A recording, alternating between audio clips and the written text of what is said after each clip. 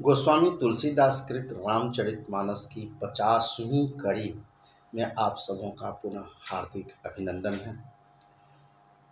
अभी तक हम लोगों ने 238वां दोहा तक अध्ययन किया, जिसमें छोटे भाई लक्ष्मण राम का उत्साहवर्धन कर रहे हैं। राम की तुलना सूर्य से करते हुए कहते हैं कि जिस प्रकार से सूर्योदय होते ही तारों के समूह विलुप्त हो जाते हैं, उनकी रोशनी क्षीण हो जाती है, ठीक उसी प्रकार से जैसे ही रंगभूमि पर हमारे बड़े भाई राम खड़े होंगे तो जितने भी राजाओं हैं उनके सभी बल क्षीण पड़ जाएंगे, वो बलहीन हो जाएंगे। आगे अब देखें गोस्वामी तुलसीदास से इस स्थिति का किस प्रकार से वर्णन करते हैं। नृप सब नखत करहीं उजियारी, टारी न सकहीं चाप तम भारी। कमल कोक मधुकर खग नाना, हर से सकल निशा अवसाना। आगे लक्ष्मण जी कहते हैं कि जितने भी राजा हैं वो तारों के समान हैं और तारों के जैसा ही मंद मंद टिमटिमाता हुआ प्रकाश दे रहे हैं, लेकिन ये धनुष के रूप में जो चारों तरफ अंधकार छाया हुआ है उसको सब मिल कर के भी दूर नहीं कर पा रहे हैं। रात समाप्त होती है और रात के समाप्त होने पर सूरज के स्वागत में जिस प्रकार से कमल, चकवे, भौरे और नाना प्रकार के पक्षी खुशी से उछल जाते हैं, उनमें नई ऊर्जा का संचार होने लगता है, उनमें स्फूर्ति आ जाती है। ठीक उसी प्रकार से ये धनुष जो अंधकार का प्रतीक है उसको राम भंग करेंगे और सारा संसार सुखी हो जाएगा और सभी प्रकार का जो क्लेश है वो मिट जाएगा। ऐसे ही प्रभु सब भगत तुम्हारे, होई हहीं टूटे धनुष सुखारे। उयऊ भानु बिनु श्रम तम नासा, दूरे नखत जगते सुप्रकाशा। वैसे ही हे प्रभु, आपके जितने भी भक्त हैं सभी के सभी धनुष के टूटने पर बहुत ही खुशी मनाएंगे। सूर्य उदय हुआ और बिना ही परिश्रम के अंधकार समाप्त हो गया। तारे जो सारा रात ये दंभ भरते रहे कि हम अंधकार को हार लेंगे, एक एक तारा का प्रकाश हमारे सूर्य से भी कई गुना ज़्यादा होता है, लेकिन कहते हैं कि सूर्य से करोड़ों किलोमीटर दूर होने के कारण ये तारे की रोशनी धरती तक पहुंचने में काफ़ी समय लगता है। सूर्य भी एक तारा है और सूर्य की रोशनी धरती तक पहुंचने में लगभग 8.5 मिनट का समय लगता है और सूर्य से काफ़ी दूर एक एक तारा जो काफ़ी दूरी पर स्थित है, उनसे जो प्रकाश निकलता है उनको धरती तक आने में काफ़ी समय लगता है, इसलिए धरती पर से वो टिमटिमाते हुए नज़र आते हैं। तो यहाँ पर साहित्यिक बात है कि एक तारा तो क्या, कई तारे, करोड़ों करोड़ तारे, अनगिनत तारे जिनको गिना नहीं जा सकता, वो सभी मिल कर के इस अंधकार को समाप्त करना चाहते हैं। लेकिन सारा रात प्रयास करते रह गए, नहीं हो पाया। सुबह में जब सूरज का उदय हुआ तो चारों तरफ उजाला फैल गया और बिना ही मेहनत का ही सब के सब जीव जंतु चर अचर सुखी हुए। रवि निज उदय ब्याज रघुराया, प्रभु प्रताप सब नृपन दिखाया। तब भुज बल महिमा उद्घाटी, प्रगटी धनु विघटन परिपाटी। देखिए, एक शब्द परिपाटी का प्रयोग किया गया है। परिपाटी का मतलब होता है चलन, जो रिवाज है उसको परिपाटी कहते हैं। आज भी ये शब्द काफ़ी प्रचलन में है। कहते हैं कि हे रघुनाथ जी, सूरज अपने उदय के बहाने सब राजाओं को अपना प्रताप दिखलाया है। आपकी भुजाओं के बल की महिमा को उद्घाटित करने, यानी बल को खोल कर दिखाने के लिए ही धनुष की पद्धति पैदा की गई है, ताकि सारे संसार में ये भ्रम नहीं रहे। इसलिए अंधकार को धनुष का प्रतीक बनाया गया, धनुष को अंधकार का प्रतीक बनाया गया और उसे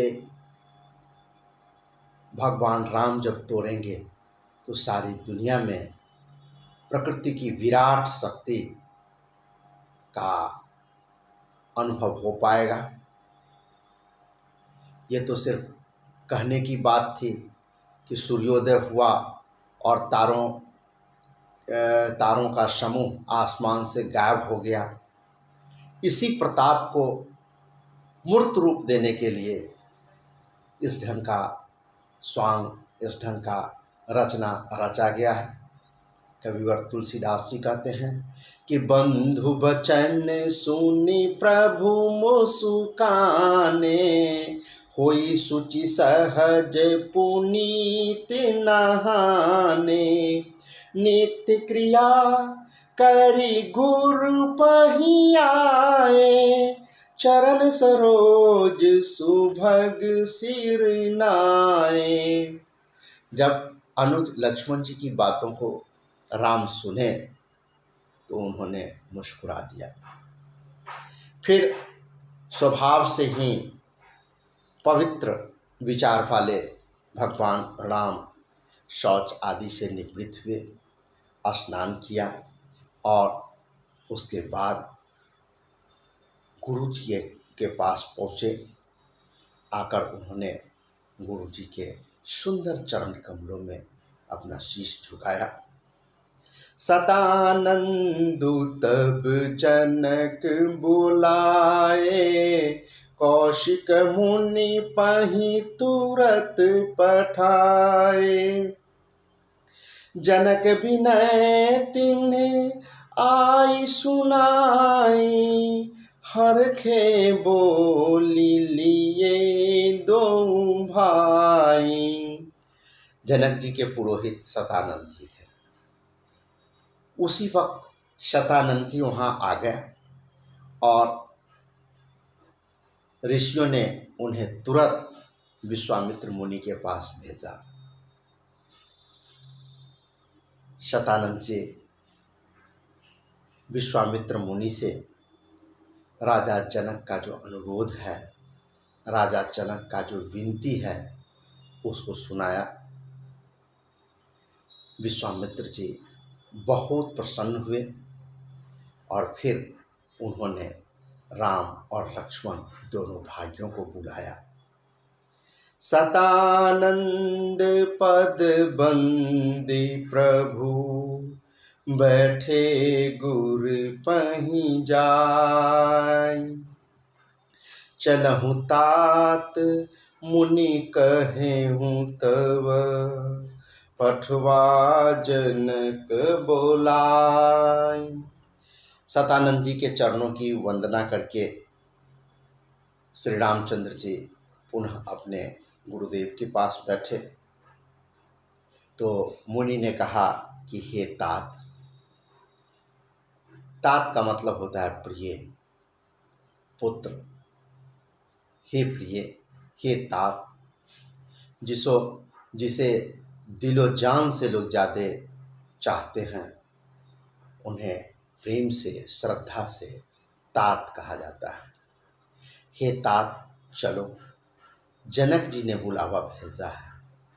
मतलब जिस चीज़ का इंतजार था, राजा जनक के आमंत्रण का, मान सम्मान के साथ जब उन्हें न्योता पहुंचा तो वो वहाँ से रंगभूमि के लिए प्रस्थान किए। आइए अगला जो है थोड़ा सा दूसरे तर्ज पर, थोड़ा ये स्पीड का तर्ज है, देखें ये कैसा लगता है। सिया स्वयंवरु देखिया जाई, इसुकाहि धौ देई बराई। लखन कहा जस भाजनु सोई, नाथ कृपा तब जा पर होई। एहा हरखे मुनि सब सुनि बरबानी, दिन्नि असीस सब ही सुख मानी। पुनि मुनि वृंद समेत कृपाला, देखन चले धनुष मखशाला। रंग भूमि आए दो भाई, असि सुधि सब पुरवासिन पाई। चले सकल गृह काज विसारी, बाल जुबान जरठ नर नारी। देखि जनक भीर भय भारी, सुचि सेवक सब लिए हकारी। तुरत सकल लोगन पहि जाहूँ, आसन उचित देहु सब काहू। कही मृदु वचन विनीत तिन, बैठारे नर नार। उत्तम मध्यम नीच लघु, निज निज थल अनुहार। कहते हैं कि विश्वामित्र जी कहे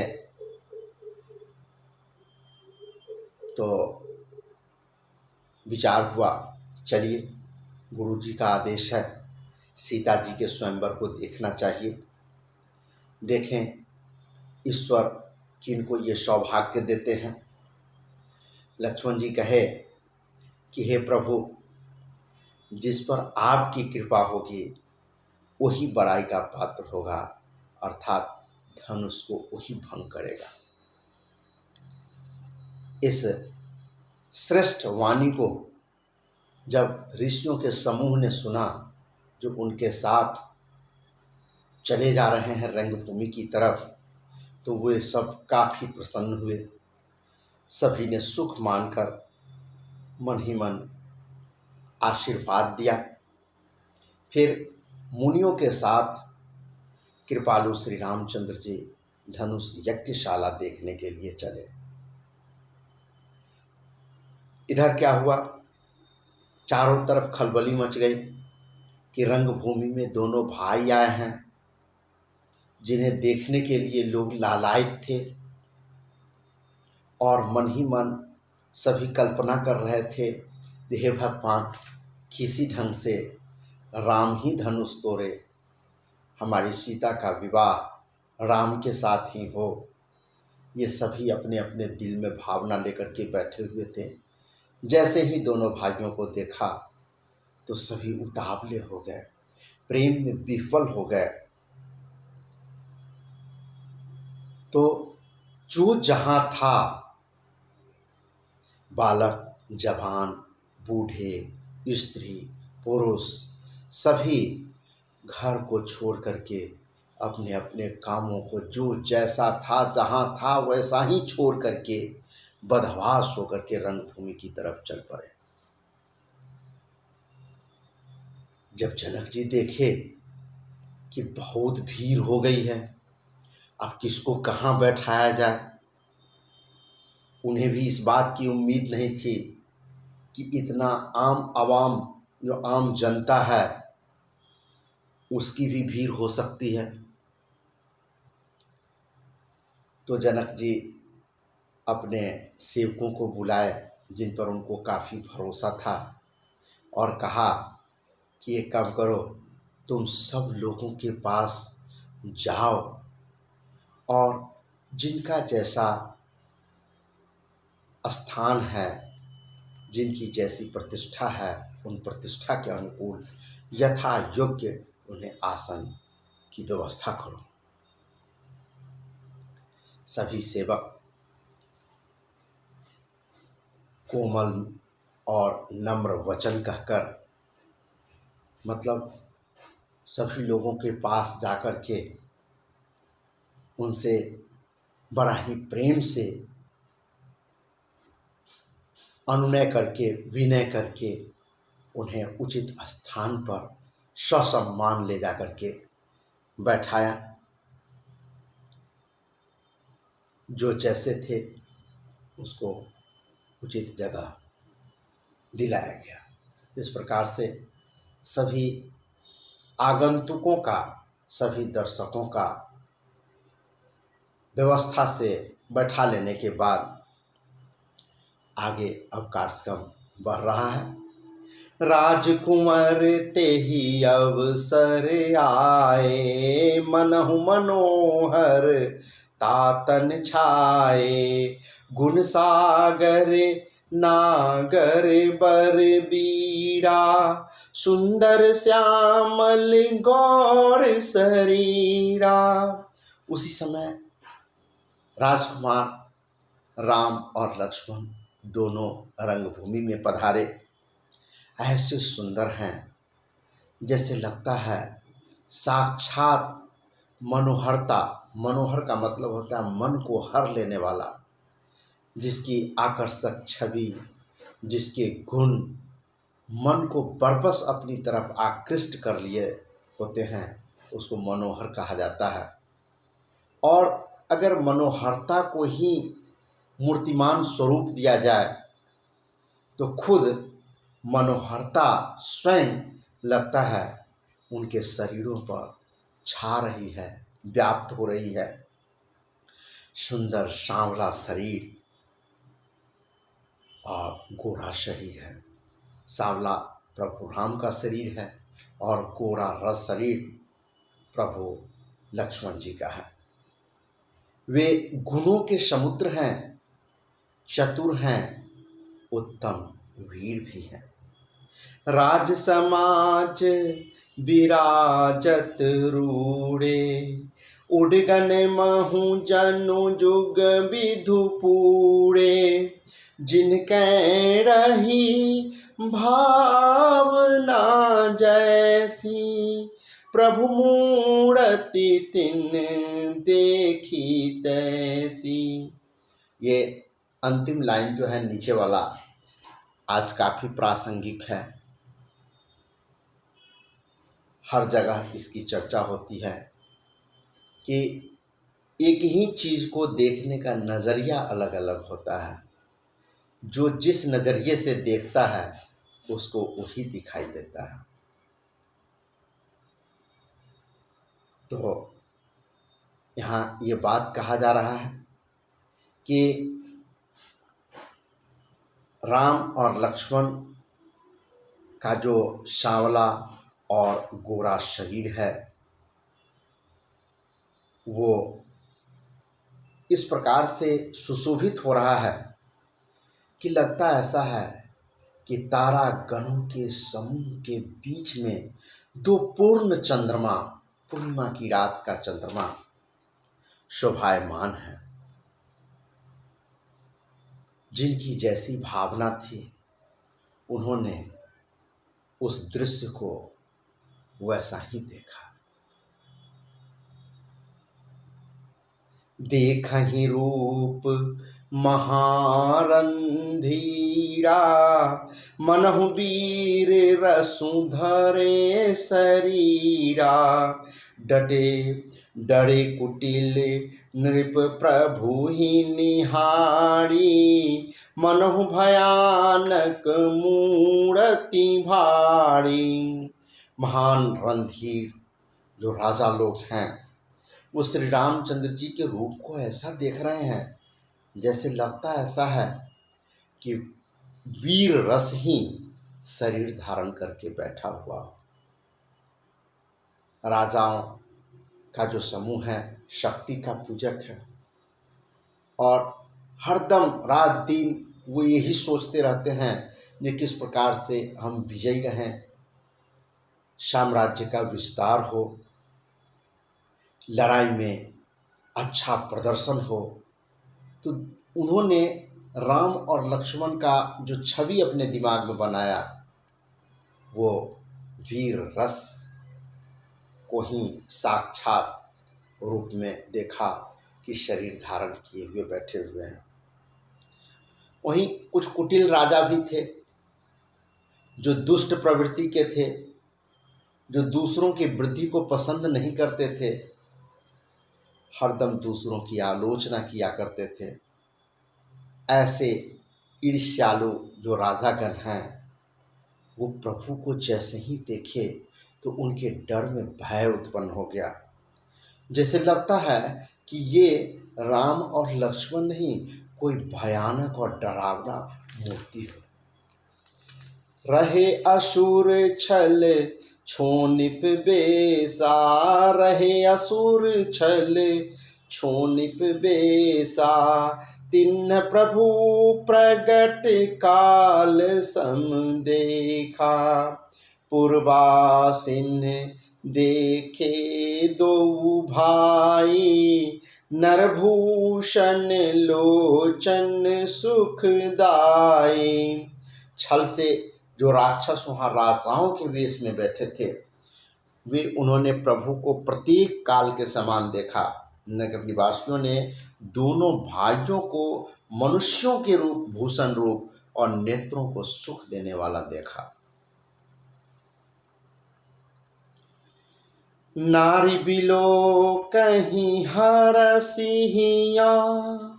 निज निज रुचि अनुरूप। जन सोहत सिंगार धरी। मूर्ति परम अनूप। स्त्रियां हृदय में आह्लादित होकर के अपनी अपनी रुचि के अनुसार ये दोनों भाइयों को देख रही हैं। ऐसा लगता है उन्हें कि श्रृंगार रस ही परम अनुपम मूर्तिमान रूप धारण करके सामने बैठे हुए हैं। विदूषण है प्रभु विराट में दीशा। बहुमुख कर पग लोचन सीसा। जनक जाति अब लोग कहीं कैसे। सजन सगे प्रिय लागहीं जैसे। विद्वानों को प्रभु विराट रूप में दर्शन दिखाई पड़ रहे हैं, जिनके बहुत से मुंह, हाथ, पैर, नेत्र और सिर हैं। जनक जी के जो सजातीय कुटुंब लोग हैं वो प्रभु को किस तरह देख रहे हैं, जैसे सगे सज्जन प्रिय लगते हैं। सहित विदेह बिलो कहीं रानी। शिशु सम प्रीति न जाई बखानी। जोगिन परम तात्मय भाषा। शांत श्री सुख शुद्ध सम सहज प्रकाशा। जनक समेत रानियां उन्हें अपने बच्चे के समान देख रही हैं, क्योंकि वो एक पिता की नज़र से देख रहे हैं। राजा जनक और रानी मन ही मन ये सोच रहे हैं जो कैसे इन्हीं के हाथों ये धनुष टूटे, हमारी प्रतिज्ञा ही रह जाए और भगवान कुछ न कुछ करें कि सीता का स्वयंवर इन्हीं के हाथों में।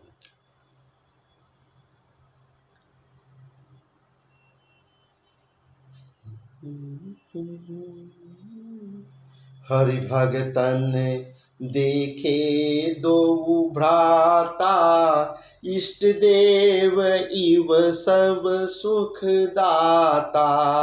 राम ही चितव भाए जेहि सिया, सो सनेहु सुख नहीं कथनिया।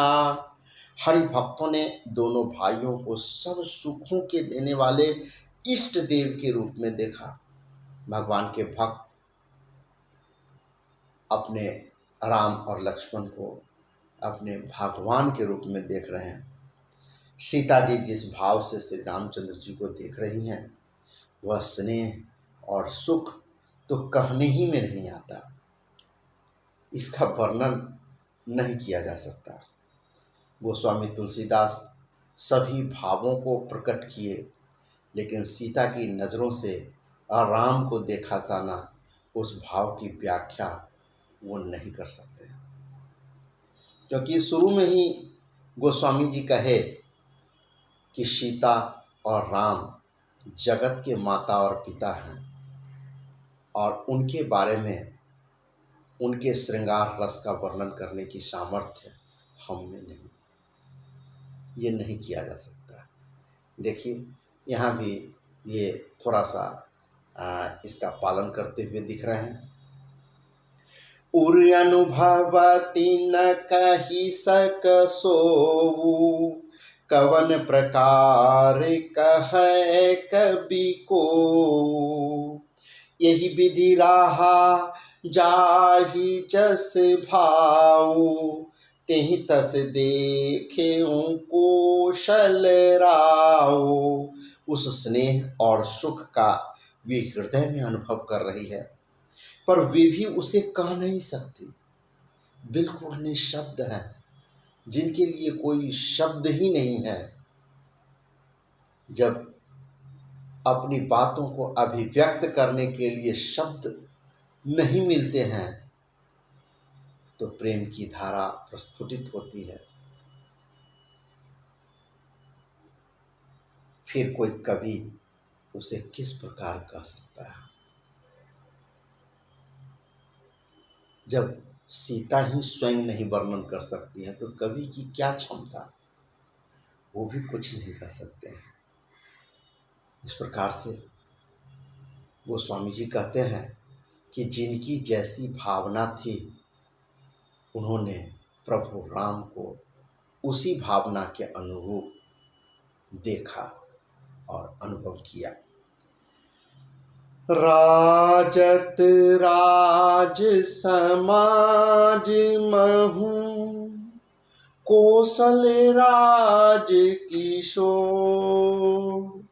सुंदर श्यामल गौर तन, विश्व विलोचन जोड़। सुंदर सांवले और गोरे शरीर वाले तथा विश्व भर के सभी जीव जंतुओं का, जितने भी आँखें हैं, सब आँखों के नूर को चुराने वाले कौशलाधीश, मतलब अयोध्याधीश के, जो अयोध्या के महाराजा के जो कुमार हैं, पुत्र हैं, राज समाज में इसी प्रकार से सुशोभित हुआ। सहज मनोहर मूर्ति दो, कोटि काम उपमा लघु सोऊ। शरद चंद निंदक मुख नीके, नीरज नयन भावते जी के। दोनों मूर्तियाँ जो सजीव मूर्तियाँ हैं, स्वभाव से ही बिना किसी बनाव श्रृंगार के मन को हरने वाली है। थोड़ा सा इस जगह पर हम लोग विवेचना करें कि सौंदर्य जो है आंतरिक सौंदर्य होता है और उसकी आभा इतना मजबूत होती है कि बाहर से भी वो आभा से पूरा शरीर, पूरा चेहरा प्रकाशमान दिखता है और उसमें कुछ विशिष्ट आकर्षक व्यक्तित्व की झलक मिलती है। मतलब आंतरिक सौंदर्य तभी बढ़ सकता है जब हम पूर्ण रूपेण मानवीय विचारों से युक्त हों, मानवता के जितने भी लक्षण हैं वो सभी हमारे में कार्य रूप में हो, मन प्रसन्न हो, किसी भी प्रकार का कोई शंका नहीं हो, सुलझा हुआ व्यक्तित्व हो, किंतु परंतु से मुक्त हो।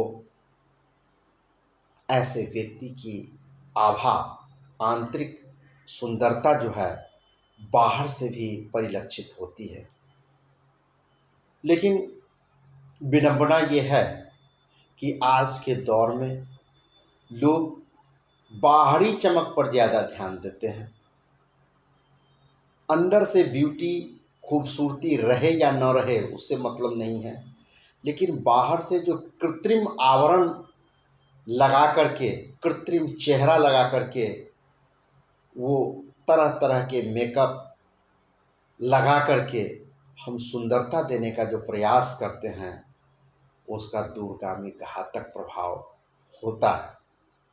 इसलिए हम सभी अपने अपने कर्तव्यों में लीन हों, अपने अपने दायित्वों के निर्वहन में इस कदर मशगूल हों कि आंतरिक जो सौंदर्य है वो बाहर प्रकट होता दिखाई पड़े। उसकी जैसी खूबसूरती कहीं नहीं होती है। सचमुच में कोई अगर व्यक्ति बहुत ही खूबसूरत चेहरे का मालिक हो लेकिन आंतरिक सौंदर्य विहीन हो तो लोग उसकी इज्जत बाहरी सौंदर्य के आधार पर नहीं करते हैं। लोग आंतरिक कौशल को देखते हैं और इस परिस्थिति में क्षणिक भ्रम तो पैदा होता है कि ये जितना देखने में आकर्षक व्यक्तित्व का मालिक है उतना ही अंदर से भी आकर्षक होगा, और जब ये मोह टूटता है तो लोग दूरी बनाना शुरू कर देते हैं। जाने अनजाने उनके ज़हन में भी उनका चेहरा जब उभरता है तो उनके प्रति मन दुर्भावनाओं से भर जाता है। कहाँ इस बात का ध्यान रखा जाता है कि चलो अंदर की बात छोड़ो, विचार चाहे कैसा भी गंदा हो, सोच समझ घटिया ही क्यों ना हो, लेकिन देखने में तो बड़ा सुंदर लगता है, इसलिए इन्हें रिजर्वेशन दिया जाए और इन्हें जो है सो सबको छोड़ करके ज़्यादा महत्व दिया जाए। ऐसा नहीं होता है। तो इसका मतलब ये हुआ कि हम सबों को आंतरिक सौंदर्य पर ज़्यादा ध्यान केंद्रित करना चाहिए, और आंतरिक सौंदर्य तभी आता है जब हम काफ़ी संवेदनशील होते हैं, आसपास के परिवेश में घट रही घटनाओं के प्रति सुपर सेंसिटिव होते हैं, उनका तथ्यात्मक विवेचना करते हैं और मानवोचित जो धर्म है, कर्तव्य है, उसका पालन खुशी खुशी करते हैं। साथ साथ हरदम व्यस्त रहते हैं। तो यहाँ राम और लक्ष्मण के संदर्भ में यही बात गोस्वामी तुलसीदास जी कहते हैं कि बिना किसी बनाव श्रृंगार के कोई बाहरी आवरण नहीं है, किसी प्रकार की साज सज्जा नहीं है। और ये जो सजीव मूर्ति है राम और लक्ष्मण का, वो सबके मन को बरबस हर लेती है। सुंदरता की जो तुलना है वो कामदेव से की जाती है। और कवि कहते हैं कि एक कामदेव तो क्या, करोड़ों कामदेव मिल भी जाए फिर भी इन दोनों के जो सौंदर्य हैं उसका उपमा नहीं दिया जा सकता। सभी उनके आगे तुच्छ हैं। उनका सुंदर मुख लगता ऐसा है जो शरद पूर्णिमा का चांद हो।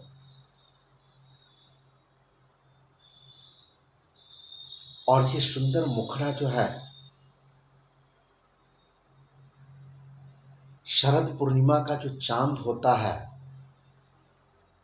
जिसकी उपमा सौंदर्य से दी जाती है, उसकी भी निंदा करने वाली है और उसको भी नीचा दिखलाती है। इसका मतलब शरद पूर्णिमा के चांद से भी इन दोनों भाइयों के मुखड़े की तुलना नहीं की जा सकती। और इनकी जो आंखें हैं वो कमल की भांति है, जो एक बार देख लिया सो बस उन्हीं के प्रेम पास में बंध जाता है। चितवन चारु मार मनुहरनी, भावती हृदय जाति नहीं बरनी। कल कपोल श्रुति कुंडल लोला, चिबुक अधर सुंदर मृदु बोला।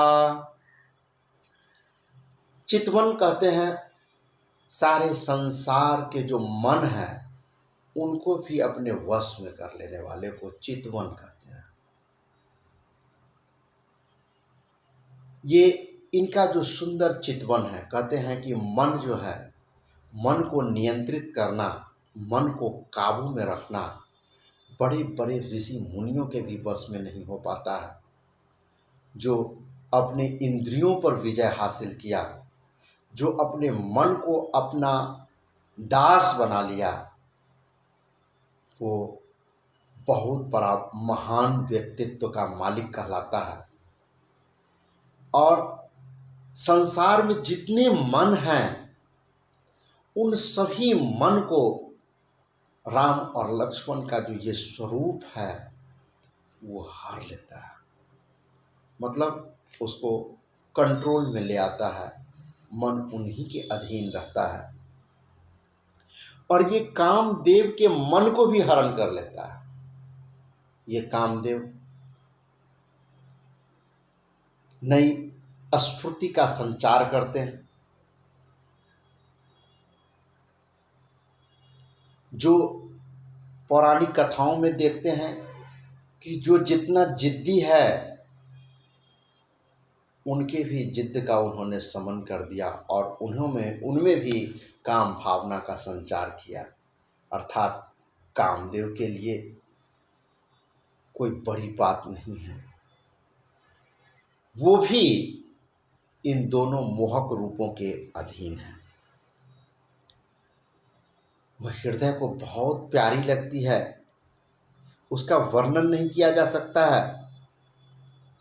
सुंदर गाल है, कान में जो कुंडल पहने हुए हैं वो झूलते रहता है, इधर उधर जैसे ही घूमते हैं वो झूलते रहता है।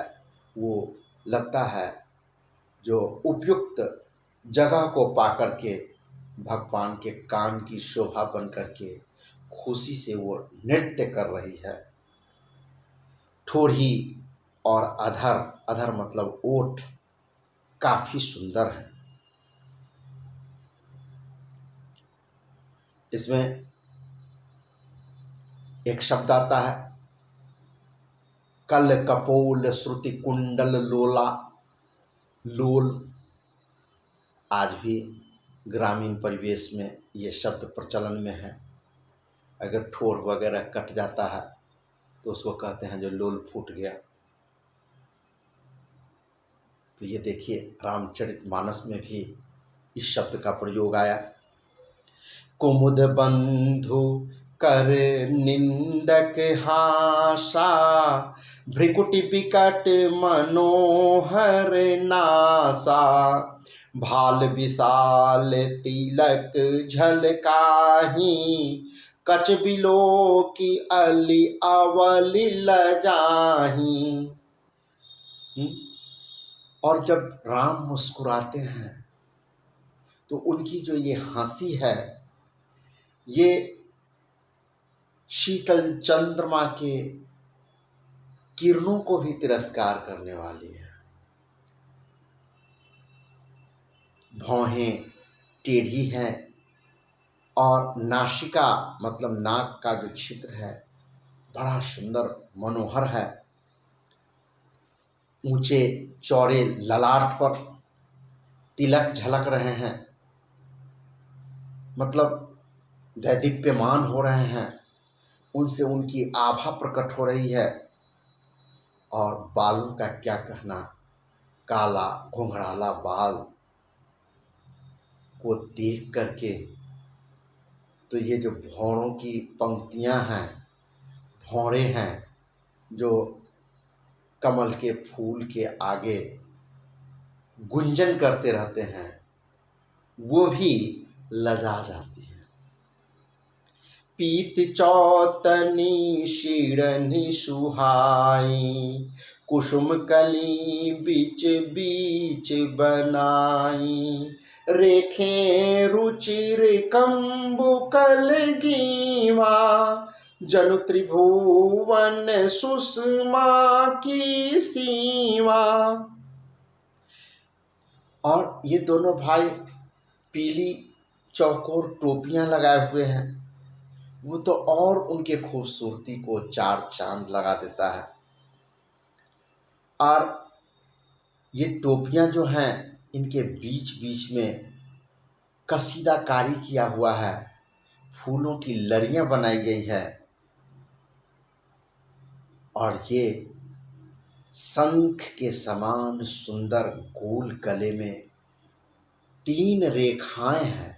गला में जो दाग होता है 1 2 3 3 रेखाएं हैं। ये रेखाएं तो ऐसा लगता है कि तीनों लोकों की सीमांकन कर रही है। कुंजर मणि कंठा कलित, उड़नी तुलसी का माल, वृषभ कंध के हरिठवनी, बलनिधि बाहु विशाल। हृदयों पर गजमुक्ताओं के सुंदर कंठे और तुलसी की मालाएं सुशोभित है। और उनके जो कंधे हैं बैलों के कंधे की तरह हृष्ट पुष्ट हैं। खड़े होने की जो उनकी शान है, जब खड़े होते हैं तो लगता है ऐसा है जो सिंह खड़ा है, जंगल का राजा खड़ा है। और इनकी जो भुजाएं हैं वो विशाल और शक्ति का भंडार प्रतीत होती है। इसी के साथ 243वां दोहा तक हम लोग अभी अध्ययन किए। आप सभी जितना निष्ठा से, जितनी श्रद्धा से अपने विरासत, अपनी संस्कृति को जानने के उद्देश्य से रामचरितमानस के हर एक कड़ी का विवेचन करते हैं, सुनते हैं, इसके लिए बहुत बहुत आभार। अब शेष अगले कड़ी में, तब तक के लिए जय हिंद, जय भारत, जय श्री राम।